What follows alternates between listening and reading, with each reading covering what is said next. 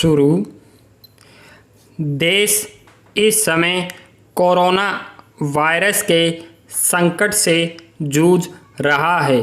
संकट के इस दौर में भी सोशल मीडिया पर कोरोना को लेकर फेक वीडियो व फेक खबरें बड़ी संख्या में चल रही है।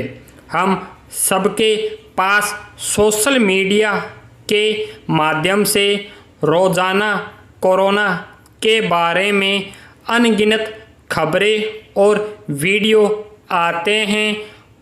इनमें से अनेक किसी जाने माने डॉक्टर के हवाले से होते हैं। कभी फेक न्यूज़ में कोरोना की दवा निकल जाने का दावा किया जाता है, तो कभी वैक्सीन के बारे में भ्रामक सूचना फैलाई जाती है।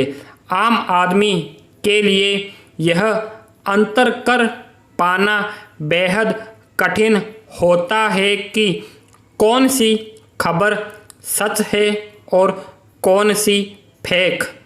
फेक न्यूज़ को तथ्यों के आवरण में ऐसे लपेटकर पेश किया जाता है कि आम व्यक्ति उस पर भरोसा कर ले। व्हाट्सएप के इस दौर में आम आदमी को यह पता ही नहीं चलता कि वह कब फेक न्यूज़ का शिकार हो गया और उसे आगे बढ़ाकर कितने और लोगों को प्रभावित कर दिया।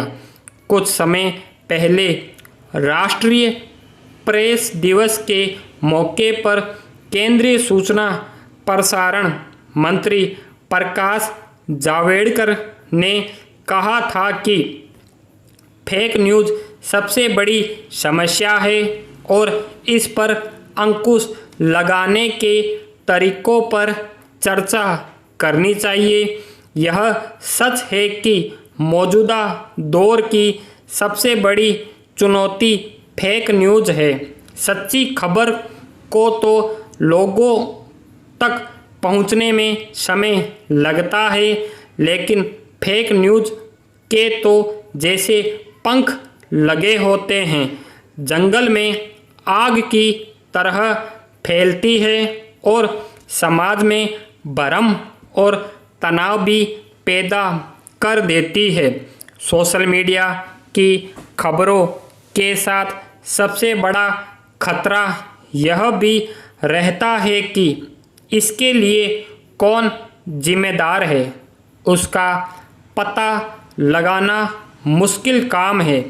यह बात एकदम साफ है कि सोशल मीडिया बेलगाम हो गया है, तो दूसरी ओर इस बात से भी इनकार नहीं किया जा सकता कि आम जनता तक पहुंचने के लिए सोशल मीडिया एक असरदार व वैकल्पिक माध्यम के रूप में भी उभरा है।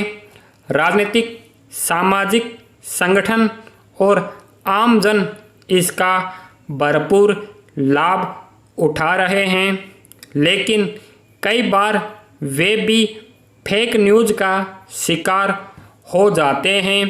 पैरा हाल में सुप्रीम कोर्ट ने केंद्र सरकार से कहा था कि सोशल मीडिया को लेकर दिशा निर्देश की सख्त ज़रूरत है, ताकि भ्रामक जानकारी डालने वालों की पहचान की जा सके। अदालत ने कहा कि हालात ऐसे हैं कि हमारी निजता तक सुरक्षित नहीं है और निजता का संरक्षण सरकार की जिम्मेदारी है। कोई किसी को ट्रोल क्यों करे और झूठी जानकारी क्यों फैलाए? आखिर ऐसे लोगों की जानकारी जुटाने का हक क्यों नहीं है? जस्टिस दीपक गुप्ता और जस्टिस अनिरुद्ध बोस की पीठ ने सुनवाई के दौरान कहा कि आज के दौर में हमारे पास सोशल मीडिया को लेकर सख्त दिशा निर्देश होने चाहिए।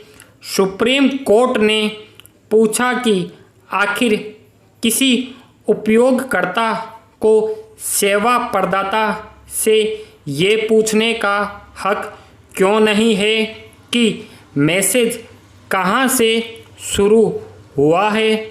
हमें इंटरनेट की चिंता आखिर क्यों नहीं करनी चाहिए। पीठ ने कहा कि हम सिर्फ यह कहकर नहीं बच सकते हैं कि ऑनलाइन अपराध कहाँ से शुरू हुआ, उसका पता लगाने की तकनीक हमारे पास नहीं है। अगर ऐसा करने की कोई तकनीक है तो उसे रोकने की भी कोई तकनीक होनी चाहिए। सुप्रीम कोर्ट के पास आधार से सोशल मीडिया को जोड़ने की याचिका विचारार्थ लंबित है।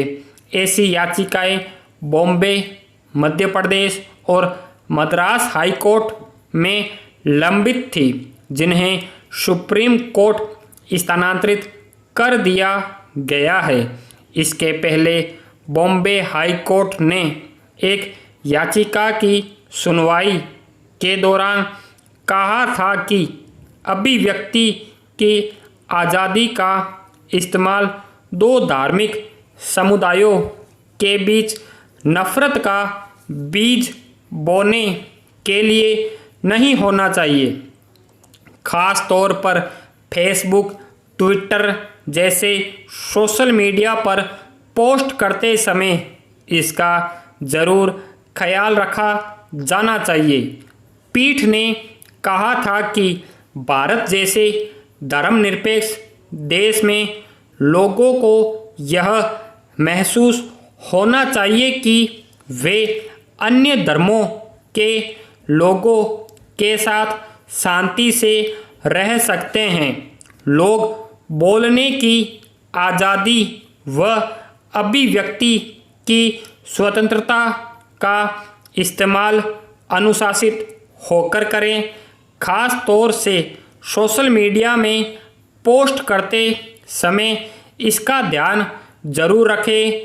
पीठ ने कहा कि आलोचना निष्पक्ष व रचनात्मक होनी चाहिए। अभिव्यक्ति की स्वतंत्रता की आड़ में दूसरों की आस्था को आहत नहीं करना चाहिए। अभिव्यक्ति की आज़ादी का इस्तेमाल संविधान के तहत तर्कसंगत तरीके से करना चाहिए। स्टॉप।